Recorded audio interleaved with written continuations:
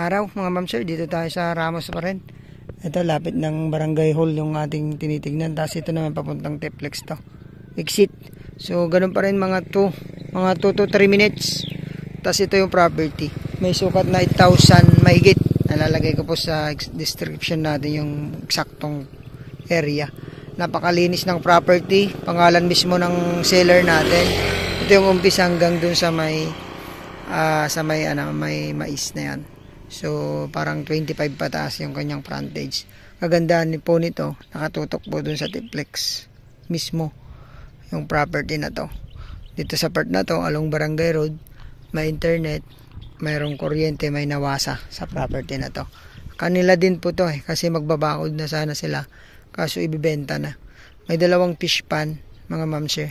So ito medyo mas mababa yung ating property dito sa kalsada, pero hindi naman daw po ito nababaha. So malapit sa Manila, pwedeng mag-business kasi pwede tayong mag-open doon.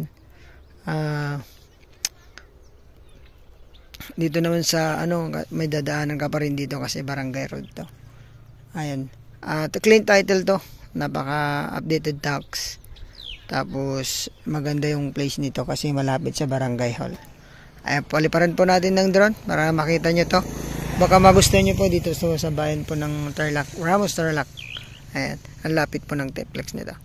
Asking ang price ni seller, usap kami kasi andun yung asawa, pero hinihintay namin yung asawang lalaki para pag-usapan yung price kasi hindi masyadong alam ni ma'am yung kanyang price. Ayan. So ito po, tatamnan ng palay, gulay, mais pwede. Pero maging residential, napakaganda. Kaya lang may fish pan tayo dito. Ayun po, salamat po, sana magustuhan nyo. God bless po sa ating lahat.